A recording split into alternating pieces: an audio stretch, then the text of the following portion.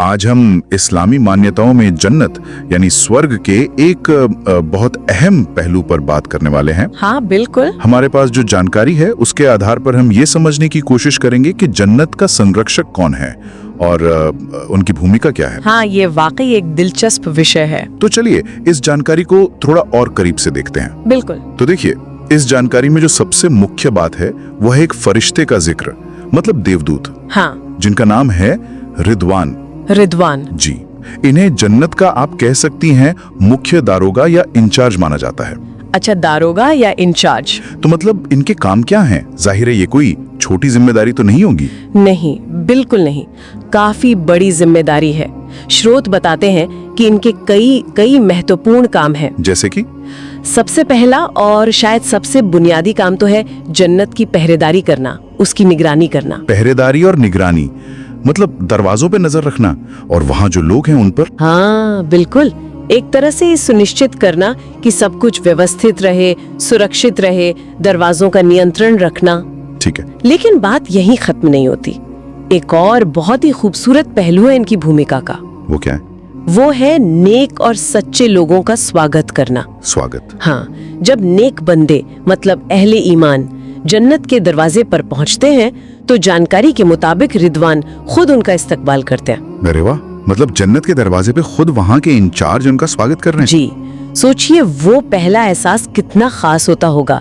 ये सिर्फ एक रस्म नहीं बल्कि अल्लाह की तरफ से एक तरह का पहला सम्मान है। ये तो वाकई दिल को छू लेने वाली बात है।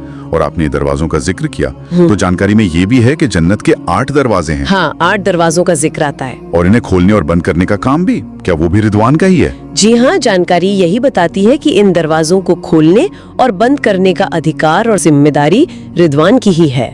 8 दरवाजे, क्या इनका कोई खास मतलब भी है? हाँ, अक्सर इनका जिक्र इस तरह आता है कि ये अलग अलग नेकियों से जुड़े हैं। जैसे एक दरवाजा नमाजियों के लिए, एक रोजेदारों के लिए, एक जिहाद करने वालों के लिए वगैरह। अच्छा, तो रिदवान का इन दरवाजों पर नियंत्रण रखना ये एक तरह से दिखाता है कि कैसे नेकियों के आधार पर जन्नत में प्रवेश मिलता है। ये सिर्फ चाबी घुमाना नहीं है। हाँ समझ गया, ये ईश्वरीय विधान को लागू करने जैसा है। बिल्कुल।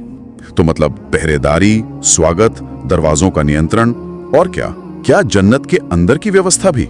जी हाँ, बात यहीं तक सीमित नहीं है। जानकारी ये भी इशारा करती है कि जन्नत के अंदर की जो पूरी व्यवस्था है। व्यवस्था मतलब? नेमतें, अनुशासन। हाँ बिल्कुल, वहाँ की नेमतें यानी जो बेशुमार ब्लेसिंग्स और सुख सुविधाएं हैं, और वहाँ का जो अनुशासन है उसे बनाए रखने की जिम्मेदारी भी उन्हीं की है। तो वो सिर्फ गेट कीपर नहीं हुए, वो तो एक तरह से पूरे जन्नत के एडमिनिस्ट्रेटर या प्रबंधक हो गए। आपने बिल्कुल सही शब्द इस्तेमाल किया, प्रबंधक, एडमिनिस्ट्रेटर।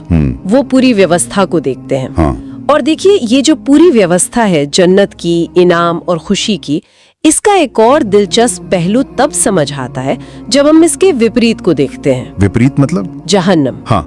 जानकारी में जहन्नम यानी नरक के संरक्षक का भी जिक्र है। उनका नाम मालिक बताया गया है। अच्छा, मालिक। तो एक तरफ जन्नत के लिए रिदवान और दूसरी तरफ जहन्नम के लिए मालिक। जी, इसका क्या मतलब है? क्या ये सिर्फ मतलब 2 अलग अलग जगहों के 2 अलग इंचार्ज हैं या इसका कोई गहरा मतलब है? नहीं, ये सिर्फ 2 इंचार्ज होना भर नहीं है। मेरे ख्याल से ये इस्लामी मान्यताओं में एक बहुत गहरे संतुलन को दिखाता है। संतुलन कैसे? देखिए, एक तरफ इनाम की जगह है जन्नत, जहाँ अल्लाह की रहमत है, खुशी है, और उसके संरक्षक है रिदवान जो स्वागत और सुकून के प्रतीक है। हाँ। और दूसरी तरफ सजा की जगह है जहन्नम, जिसके संरक्षक है मालिक। वो ईश्वरीय कानून, हिसाब किताब और न्याय के उस पहलू को दर्शाते हैं जहां कर्मों का फल सजा के रूप में मिलता है। अच्छा। तो ये इनाम और सजा दोनों के लिए एक पूरी व्यवस्था है और दोनों के अपने संरक्षक फरिश्ते हैं। बिल्कुल। ये दिखाता है कि अच्छे और बुरे दोनों कर्मों के नतीजे हैं और हर नतीजे के लिए ईश्वर की एक व्यवस्था है। ये एक तरह से ईश्वरीय न्याय और उसकी पूरी प्रणाली को दर्शाता है। तो अगर हम इसे समेटें तो जानकारी के हिसाब से रिदवान सिर्फ जन्नत के दरवाजे पर खड़े एक पहरेदार नहीं है। नहीं, बिल्कुल नहीं। वो स्वागत, व्यवस्था, नेमतों के प्रबंधन और ईश्वरीय इनाम के प्रतीक हैं। वो जन्नत की पूरी प्रणाली के केंद्र में है। सही कहा। ठीक वैसे ही जैसे मालिक जहन्नम की व्यवस्था के लिए जिम्मेदार है। ये दोनों मिलकर ईश्वरीय न्याय के पूरे नक्शे को मुकम्मल करते हैं। बिल्कुल सही। और एक बात जो इन स्रोतों में सिर्फ इशारे के तौर पर मिलती है लेकिन सोचने पर मजबूर करती है, हाँ बताइए। वो ये कि रिदवान का जिक्र शायद हदीस में, यानी पैगंबर मोहम्मद साहब के कथनों और कामों के वर्णन में, या फिर कुरान की आयतों में भी हो सकता है। अच्छा, तो ये जानकारी शायद और भी गहरी हो सकती है। हाँ, और यहीं से एक सवाल उठता है जो हम अपने सुनने वालों के लिए छोड़ सकते हैं। क्या सवाल? कि अगर हदीस या कुरान की आयतों को और खंगाला जाए तो रिदवान के बारे में और क्या तफसील मिल सकती है, क्या कहानियां मिल सकती हैं? खास तौर पर जन्नत में दाखिल होने वालों के साथ उनका बर्ताव कैसा होता है, उनका स्वागत करने का अंदाज कैसा होता है, क्या इस पर और रोशनी डाली जा सकती है? ये एक आगे की खोज का विषय हो सकता है ना? बिल्कुल, ये वाकई एक दिलचस्प दिशा है आगे सोचने के लिए।